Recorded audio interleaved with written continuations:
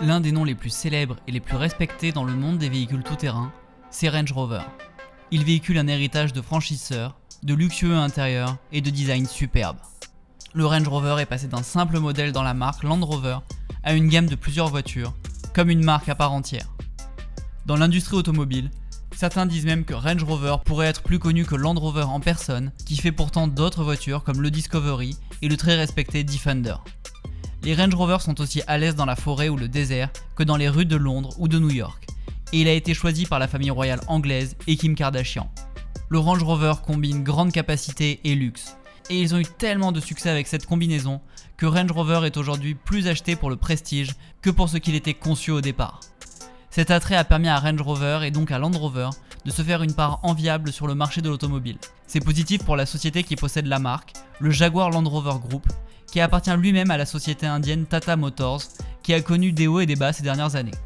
Sur les 7 modèles que Land Rover propose, 4 sont regroupés sous le nom Range Rover, avec le Range Rover original, le Range Rover Sport, le Velar et le Evoque. À eux 4, ces modèles représentaient 70% des ventes de Land Rover en 2019. Le nom Range Rover attire des clients grâce à ses compétences et aux stars qui l'utilisent, mais ses rivaux sont de plus en plus nombreux chaque année. Range Rover a commencé comme projet secret au sein de Land Rover à la fin des années 60. Les premiers prototypes avaient été enregistrés sous le nom de code Velar, à la suite du mot italien velare, qui signifie voilé ou couvert. L'idée était de créer une voiture un peu différente, plus confortable et luxueuse, pour essayer de séduire les aristocrates, les propriétaires de châteaux, de vignes ou ceux qui ont des maisons de campagne.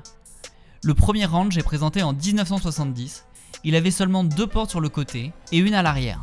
La version 4 portes est ensuite sortie en 81. La voiture a été un succès dès la première génération. Les Range étaient confortables, agiles, solides et faciles à nettoyer grâce à de nombreuses parties en plastique et en vinyle à l'intérieur.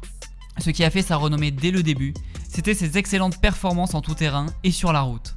Les Range Rover avaient été utilisés pour certains treks difficiles et notamment une version modifiée avait été utilisée pour gagner le premier rallye du Paris-Dakar en 1979. La deuxième version de Range est sortie en 1994 et a rendu le Range Rover plus luxueux, une étape très importante vers les modèles d'aujourd'hui. Le design a aussi été légèrement modifié en passant de phare rond à rectangle, un design qui est resté aussi. Au milieu des années 90, Land Rover présente aussi son service de design appelé Autobiographie. Il permet aux acheteurs de modifier leur intérieur avec les meilleurs matériaux. En 1994, la marque familiale qui possède Land Rover, le groupe Rover, est rachetée par BMW. La troisième génération de Land Rover sort à cette époque et reprend certaines caractéristiques de BMW, ce qui ramène les finitions un niveau au-dessus. Le châssis est amélioré et l'intérieur est cette fois-ci très luxueux en s'inspirant des yachts. Si BMW a possédé Range Rover pendant un court moment, c'est eux qui ont amené la marque vers celle qu'on connaît aujourd'hui. En 2000, Land Rover est séparé du Rover Group et vendu par BMW à Ford Motor Company.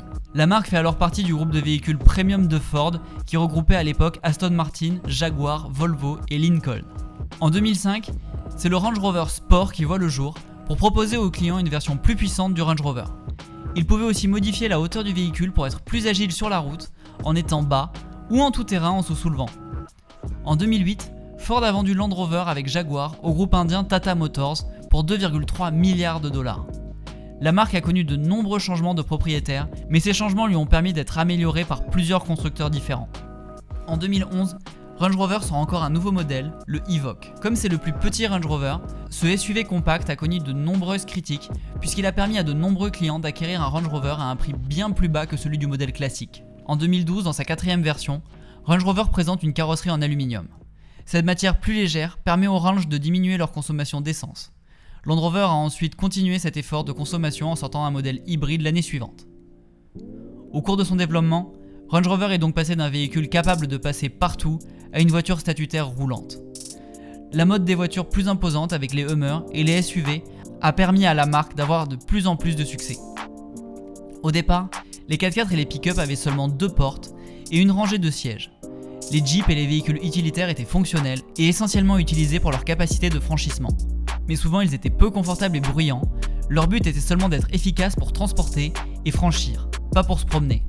Si vous vouliez une voiture confortable, il fallait acheter une berline. Mais à un moment, certains riches conducteurs ont préféré les SUV chers et haut de gamme pour se déplacer confortablement et avoir une grosse voiture.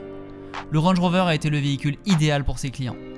Il y avait peu de SUV haut de gamme à cette époque, Mais avec le Range Rover de BMW, les clients pouvaient acquérir un véhicule avec des finitions vraiment meilleures que les autres, confortable et spacieux.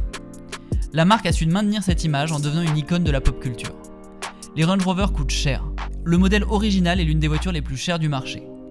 Un modèle autobiographie, toute option, peut facilement coûter plus de 120 000 €. Pourtant, ça ne ralentit pas les ventes. Aux États-Unis, elles sont passées de 8 746 voitures en 2010 à 19 030 en 2018. Elles sont un peu retombées ensuite, mais toutes les ventes des voitures américaines ont aussi un peu chuté. Mais ces prix aussi chers ont souvent étonné les experts du marché. En termes de capacité tout-terrain, Range Rover est au top. Comme d'autres véhicules haut de gamme, comme le Classe G Mercedes, la Jeep Wrangler ou un Toyota Land Cruiser. Mais le côté luxueux se ressent sur le prix. Si certains modèles gardent des prix chers mais accessibles, comme par exemple le Range Rover Evoque de 2020 qui coûte à partir de 36 000 €, ce qui reste au-dessus du prix moyen des voitures achetées, mais un Evoque semble bon marché à côté du modèle original qui atteint des sommets. Pour ceux qui souhaitent acquérir le modèle Range Rover qui a donné ses lettres de noblesse à ce nom, il faut dépenser au moins 97 000 €. Mais le prix peut largement augmenter. Pour être honnête, les autres véhicules tout-terrain ne sont pas bon marché non plus. Un Land Cruiser Toyota commence à 37 000 € et il y en a de très nombreux qui sont coûteux, comme chez Porsche, BMW, Lamborghini et même récemment chez Aston Martin. Mais Range Rover profite d'un héritage de franchisseur.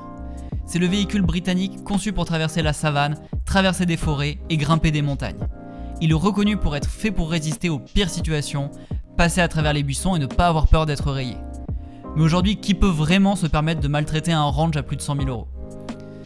Même s'ils peuvent toujours aller n'importe où, ce n'est plus vraiment ce qu'ils font. Le contraste entre les capacités impressionnantes de ces voitures et la façon dont elles sont utilisées ont été source de moqueries. Mais en passant de voitures tout-terrain robustes à un intérieur en plastique facilement nettoyable à un intérieur de plus en plus luxueux, sa transformation a été faite pour qu'il devienne l'un des SUV préférés des riches propriétaires qui ne sortent jamais des rues pavées.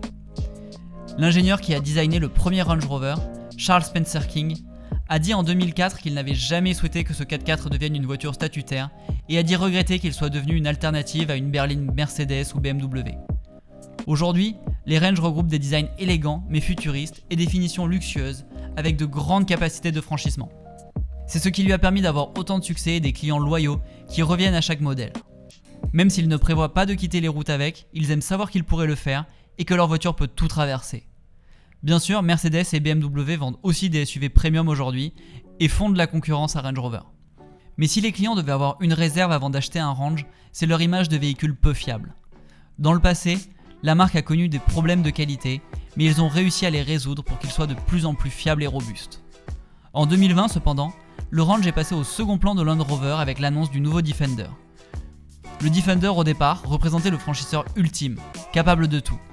L'autre véhicule disponible chez Land Rover est le Discovery, qui se concentre plus sur l'aspect pratique et familial, dans une ambiance moins luxueuse que les Range. Mais les 4 modèles de Range Rover représentent 70% des ventes de la marque Land Rover, et les modèles Range Rover Sport et Range Rover représentent 70% des ventes de la gamme Range Rover en 2020. En fait, le modèle le plus cher est le modèle le plus vendu. C'est inhabituel pour une marque que son véhicule le plus haut de gamme soit le plus populaire. L'un des autres points négatifs qu'on pourrait voir sur les Range, c'est que ce sont des voitures imposantes qui tendent à consommer énormément. Pour pallier à cela, déjà 2 modèles sont disponibles en version hybride et ils ont pour projet de tous les sortir en version électrique. Aujourd'hui, Range Rover semble avoir une image plutôt convoitée, celle d'un véhicule luxueux capable de gravir des montagnes. Le Mercedes Classe G a aussi réussi à obtenir cette image ces dernières années pour assurer son succès dans les quartiers huppés. Aujourd'hui, la plupart des marques de luxe ont sorti leur SUV, avec le Urus chez Lamborghini ou le Levante chez Maserati, mais être spécialisé dans les 4x4 a permis à Range Rover d'utiliser sa forte image de marque pour rester le SUV statutaire le plus choisi pendant de longues années. Merci d'avoir regardé la vidéo, pensez à vous abonner, on sort de plus en plus de vidéos et la chaîne ne décolle pas vraiment, on a vraiment besoin de vous. On a aussi sorti une ligne de t-shirts disponible en description. A bientôt!